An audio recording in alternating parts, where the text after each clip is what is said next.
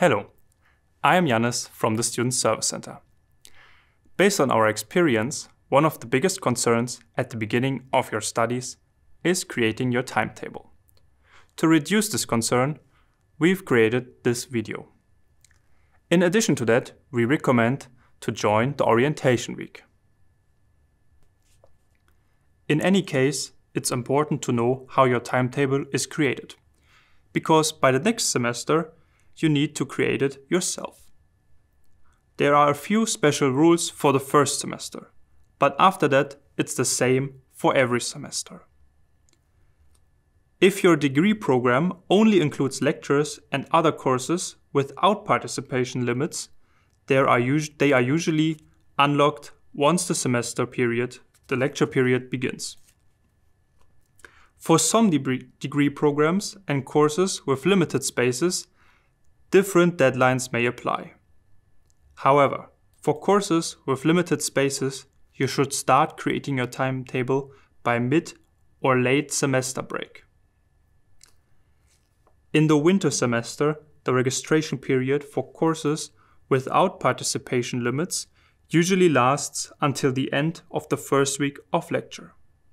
For courses with limited capacity, registration typically runs from late August to early September. In the summer semester, the registration deadline for courses without participation restrictions is also at the end of the first week of lecture. For courses with limited capacity, the registration period usually takes place between late February and early March. Please note that first semester students have different deadlines. Their registration usually starts later, and they have a special registration period during the orientation week.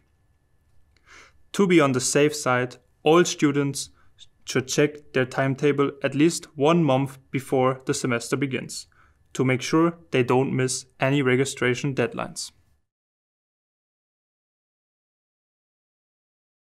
Generally, to create your timetable, you need to find out which modules you're supposed to take in the current semester by searching for the modules.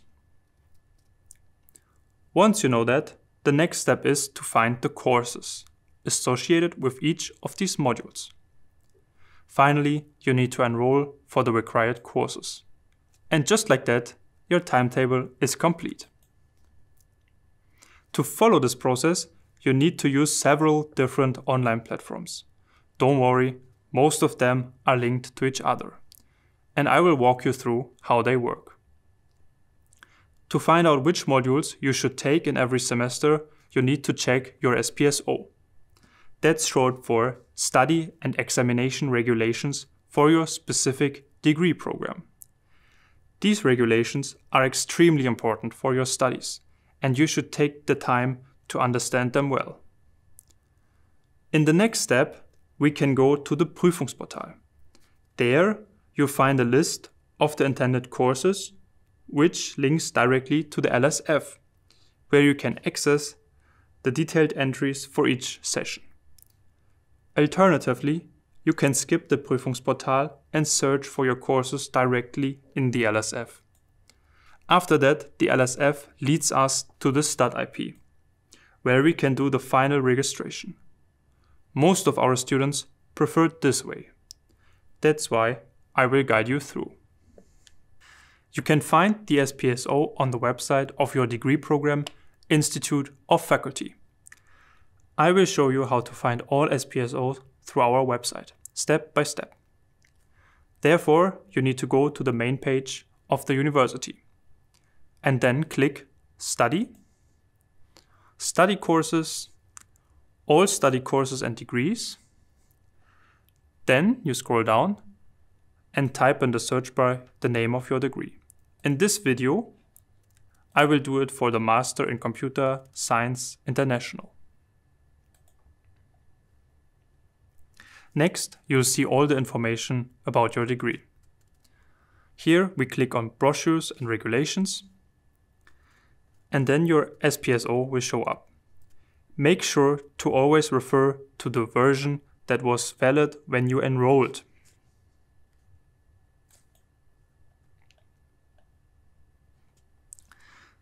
To create your timetable, the most important is the appendix.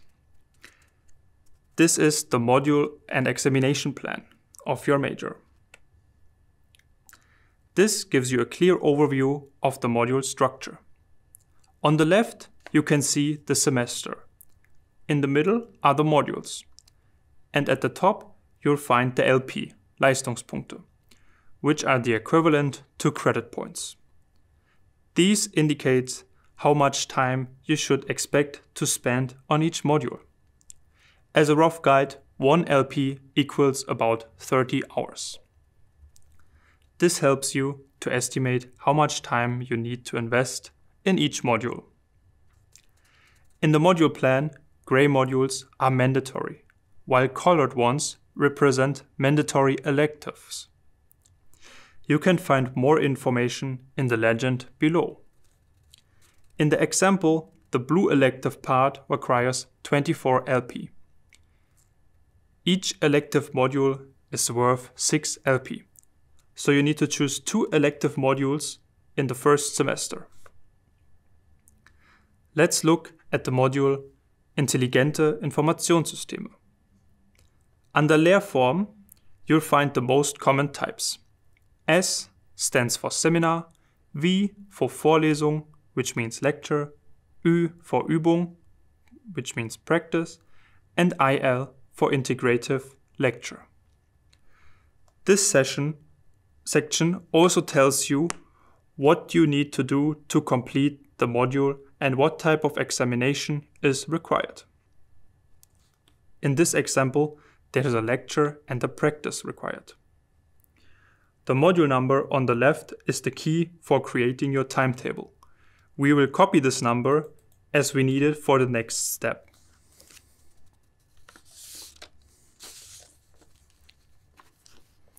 Therefore, we need to go to the LSF. Here we go to Courses, click Search for Lectures, then go to the bottom and enter the previously copied module number.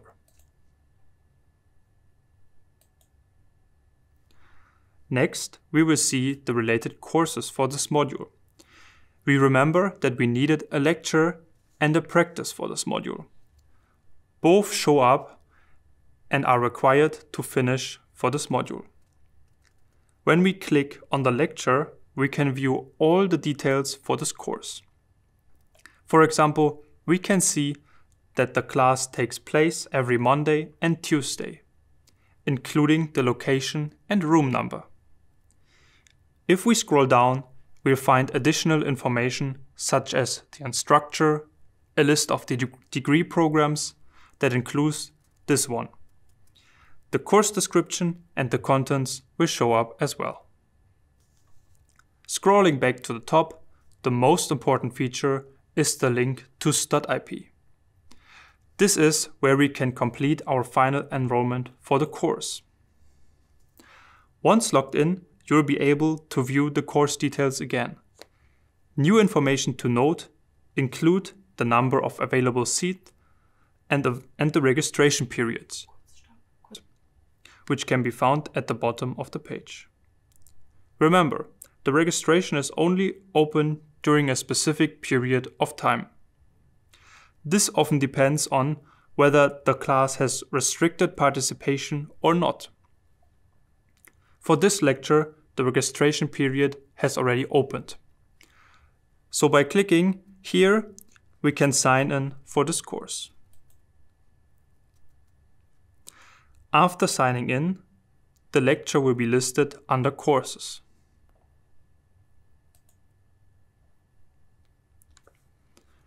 And it will appear in your timetable under Planner.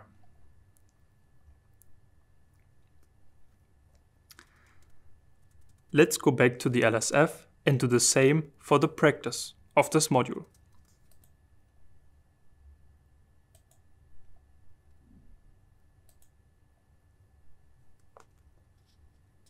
When we try to sign in, we will see that this registration period for the course has not started yet. If you are too late and missed the registration period, the only way to join the course is to send an email to the instructor. The other option is to attend the first session of the course and ask the instructor in person. You can repeat this procedure for all the modules you want to take in this semester. I hope this video helped you to create your timetable. If you have any further questions, please don't hesitate to contact us at the Student Service Center. I wish you good luck with your studies.